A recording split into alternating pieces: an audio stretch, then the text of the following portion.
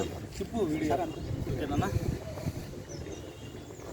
ఆంధ్రప్రదేశ్ రెడ్డి సంఘం ఆధ్వర్యంలో రెడ్ల సంక్షేమం గురించి, రెడ్ల హక్కుల గురించి, రెడ్ల ఐక్యత గురించి గత సంవత్సర కాలంగా ఎన్నో కార్యక్రమాలు నిర్వహించడం జరిగింది.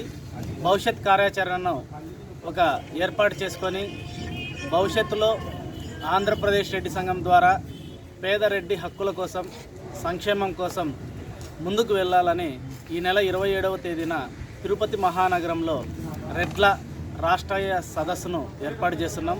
దీని ద్వారా పేద రెడ్లకి కనీస హక్కులు, రెడ్డి కార్పొరేషన్ అయితేనేమి, ఈడబ్ల్యూఎస్ రిజర్వేషన్ల అమలు అయితేనేమి, రెడ్డి ఆడబిడ్డలకు వైఎస్ఆర్ పెళ్లి కానుక, అదేవిధంగా ఇతర సంక్షేమ పథకాల్లో అవకాశాలు అయితేనేమి కల్పించేయాలనే ముఖ్య ఉద్దేశంతో ఆంధ్రప్రదేశ్ రెడ్డి సంఘం ముందుకు వెళ్తోంది.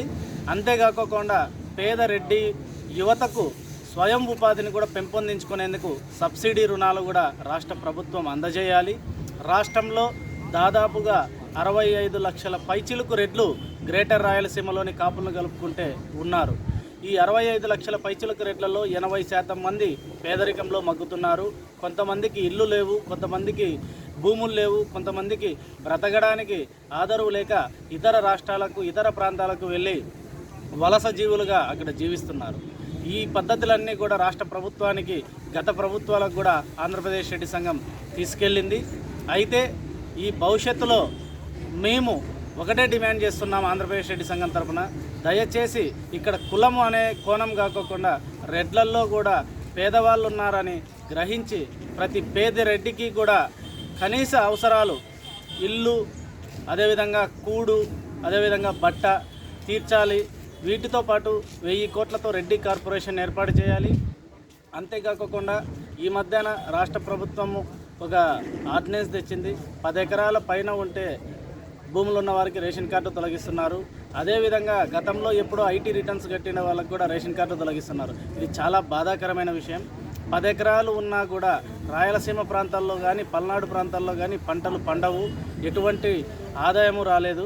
కావాలంటే భూములు ప్రభుత్వమే తీసుకొని ఎకరాకి ఇంత ప్రతి రెడ్డికి అప్పచెప్పి రేషన్ కార్డులు కూడా మంజూరు చేయాలని ఈ సందర్భంగా రాష్ట్ర ప్రభుత్వాన్ని ఆంధ్రప్రదేశ్ రెడ్డి సంఘం డిమాండ్ చేస్తుంది. అంతేకాకుండా ఐటీ రిటర్న్స్ కట్టిన వాళ్ళకు కూడా ఐటీ రిటర్న్స్ ఈ రోజున ప్రతి ఒక్కరికి ఏ ఒక్క చిన్న లోన్కి పోయినా కూడా ఐటీ రిటర్న్స్ ఉందా లేదా అని అడుగుతున్నారు.